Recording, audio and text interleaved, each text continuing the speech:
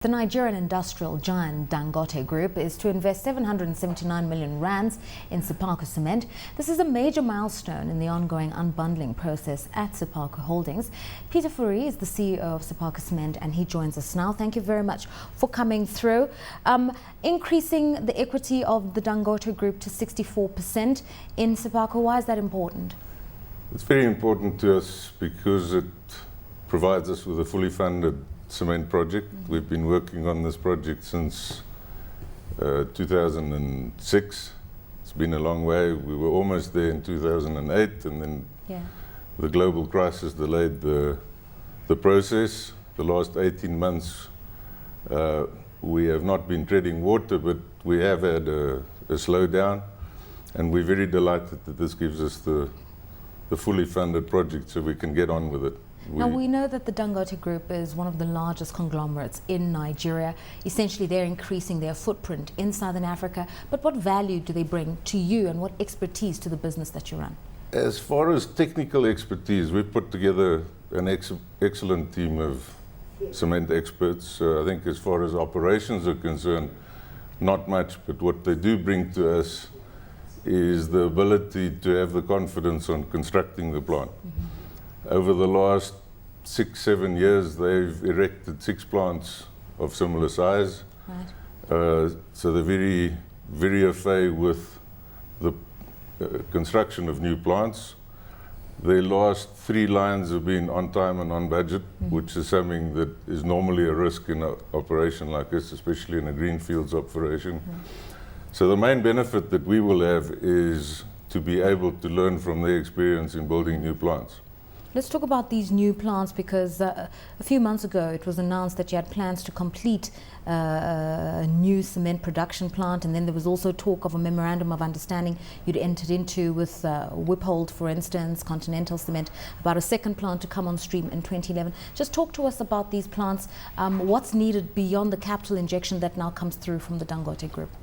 Okay, just first of all a correction, the Wiphold and Conti Cement is not part of ours, it's a competitor of ours, so we're both getting new into the business, right. And we believe it will cause a shake-up to the cement industry. The cement industry in South Africa will never be the same again. As far as the relevance of our entrance is concerned, this is the first project. Dangote Industries has got a very aggressive plan for Africa. They want to be the largest producer of cement in Africa by 2014, and they're well on their way to it. So we see this as the first step. It's our entrance ticket to the South African market, but if we do not have that first plant constructed, then obviously we're not part of the game. So having the balance sheet the size of Dangote Industries, they're the largest industrial conglomerate in Nigeria. They started out as importers and traders in 1981, became industrialists. They're now exporters of most of their products out of Nigeria. It's a very successful story, and it's very nice to have that attitude and balance sheet behind us to take on the challenges. All right, let's talk about the spin-offs within the industry in general. The government's announced an infrastructure program of over 846 billion South African rands. Those who are critical of the program say the money and the tender processes are quite cumbersome and the money has not come through as yet, and there's just a bit of anxiety within the construction sector as to how quickly some of these projects are going to be rolled out.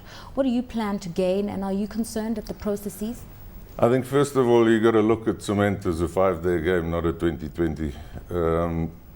If you believe in South Africa, if you believe in the industry or the development in South Africa, you're certainly going to believe in cement, because in the infrastructure development you need cement to develop anything. Now, if there's a lack of delivery in the short term, cement plants are not built for the short term.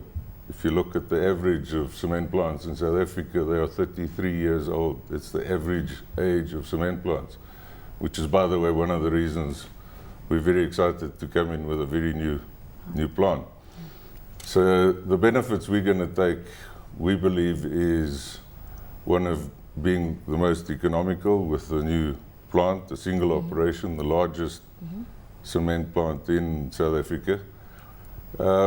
And we can certainly play our role in supplying the market. Now, we all know that the market has gone down. Yeah. In 2007, there was a shortage. 2006, there was a shortage. And with the growth and the development plans, we can argue about when they're going to take place, but they will take place. They will get into the ground. There's going to be a shortage again. Now, the only argument we can have is it the year we get into production or the year after that? But if you look at the aging of the plants that are there at the moment, South Africa needs 5 more plants, or 5 new plants. We're talking about 2 new ones now. Okay, let's just bring Vickers into this conversation. We've seen GDP figures come through this week at 3.2% in the second quarter. And we know that one of the factors that impacted quite negatively on the growth trajectory is a slowdown in the construction sector, which seems to be quite subdued at the moment. Is that going to have a repercussion going forward for the cement industry? Certainly it would. What we've seen is that private sector investment into construction has been slowing down severely since 2008. The industry has been supported by the government-led infrastructure drive, but a lot of those projects were kind of World Cup related. So as the World Cup approached, the new contracts going out has slowed down. But I think that Mr. Fourie is right when he says that if we're going to get what President Jacob Zuma says we need to go to 7% growth in the economy, we're going to have a huge need again for that.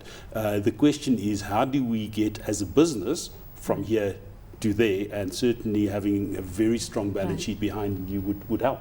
Okay, let's talk about strategies beyond this new plant that's to be built. We know that South Africa accounts for about 80% of infrastructure spend within the SADC region, but governments within the region are aggressively embarking on infrastructure projects as well. Angola, for one, Botswana, Mozambique.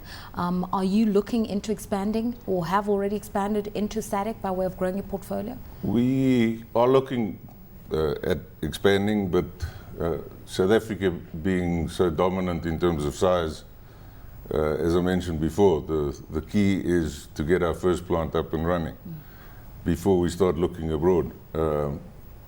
With, once again, the Dangote support, Dangote is looking at putting up a new plant in Zambia. They're looking at putting a new plant in Tanzania. They're busy with one in Senegal, so they've got quite an aggressive expansion strategy. And yes, I certainly believe our team with the technical skills we have will take part of that. But in the short term, we're focusing on getting this business off the ground in South Africa. All right, and just a question by way of being a spoiler.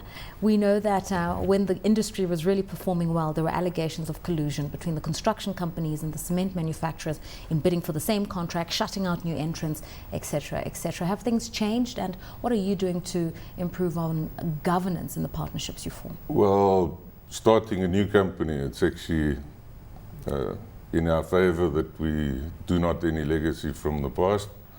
We can get the rules set from day one. From a industry point of view, we're delighted with a cleanup if there was a need for a cleanup, because it actually makes it easier for us to enter in an environment where there's governance and where there's no collusion. So I would prefer not to comment on whether there was collusion or not, but rather just say, if there was and it's been taken away, it plays right into our hands.